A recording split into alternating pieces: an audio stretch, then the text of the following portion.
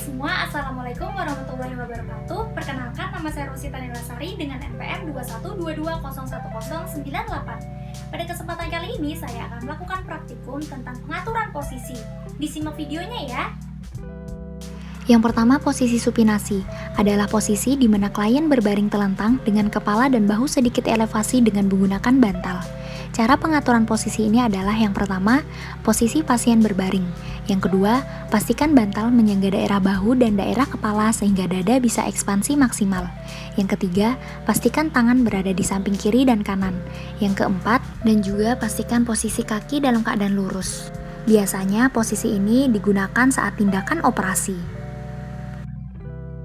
Yang kedua, posisi Trendelenburg adalah posisi yang menempatkan pasien di tempat tidur dengan bagian kepala lebih rendah dari bagian kaki. Cara penempatan posisi ini adalah meninggikan daerah kaki dibanding pada daerah kepala. Hal ini bertujuan untuk meningkatkan sirkulasi pada daerah otak sehingga oksigen yang masuk otak lebih banyak. Biasanya posisi ini digunakan untuk pasien yang mengalami akut hipotensi.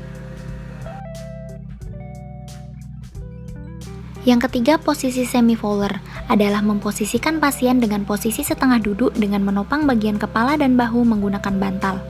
Cara mengatur posisi ini adalah meninggikan daerah punggung ke sudut 15-45 derajat, bertujuan untuk meningkatkan sirkulasi pernapasan. Yang keempat, posisi Fowler adalah posisi setengah duduk, di mana bagian kepala tempat tidur lebih tinggi atau dinaikkan. Cara mengatur posisi ini adalah meninggikan daerah punggung ke sudut 45 derajat hingga kurang dari 90 derajat. Hal ini untuk memudahkan pasien saat pemberian makan, dan juga untuk pasien yang mengalami tera baring lama. Yang kelima, posisi high fowler adalah posisi di mana tempat tidur diposisikan dengan ketinggian 60 hingga 90 derajat, namun bagian lutut tidak ditinggikan. Biasanya digunakan untuk pasien yang mengalami stroke. Yang keenam, posisi ortopedik adalah menempatkan pasien dalam posisi duduk di tempat tidur atau di sisi tempat tidur dengan meja di atas atau over bed table untuk bersandar dan beberapa bantal di atas meja untuk beristirahat. Hal ini bertujuan untuk meningkatkan sirkulasi pernapasan karena posisi ini membuat dada berekspansi maksimal.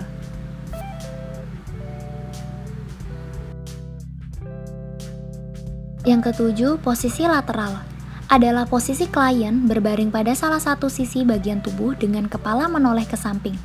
Posisi lateral bertujuan untuk mengurangi lordosis dan meningkatkan kelurusan punggung yang baik. Cara pengaturan posisi ini adalah meletakkan bantal pada bagian punggung pasien, pada bagian kedua kaki pasien, dan pada kedua tangan pasien. Pemberian bantal bertujuan untuk agar tidak terjadi tekanan antara lutut dengan lutut, siku dengan siku.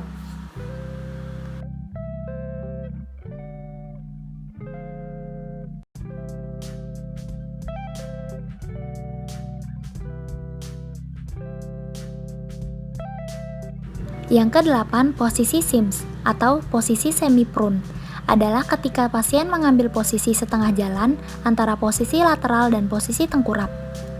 Lengan bawah diposisikan di belakang klien, dan lengan atas dilenturkan di bahu dan siku. Kaki bagian atas lebih fleksibel di kedua. Posisi ini biasanya digunakan untuk wanita hamil agar merasa nyaman. Yang kedua biasanya digunakan untuk pasien lumpuh untuk mengurangi tekanan pada sakrum dan trochenter pinggul yang lebih besar. Sims juga digunakan untuk pasien yang tidak sadar karena memfasilitasi drainase dari mulut dan mencegah aspirasi cairan.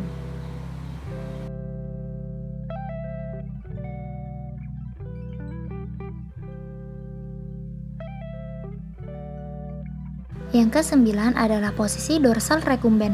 Adalah posisi biasanya digunakan untuk ibu bersalin. Cara mengatur posisi ini adalah menekuk lutut dan melebarkan kedua kaki, memakai bantal di kepala, dan kedua telapak kaki tetap menapak di tempat tidur. Yang ke-10, posisi kniches adalah posisi yang sering digunakan pada ibu hamil.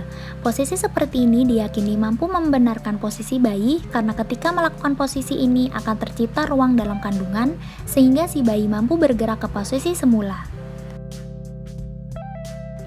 Yang terakhir, posisi litotomi merupakan suatu posisi di mana pasien ditempatkan pada posisi terlentang dengan mengangkat kedua kaki dan ditarik ke atas abdomen, atau bisa saja menggunakan alat. Tujuan dari posisi ini adalah yang pertama, pemeriksaan alat genitalia, yang kedua, proses persalinan, dan yang terakhir, pemasangan alat kontrasepsi.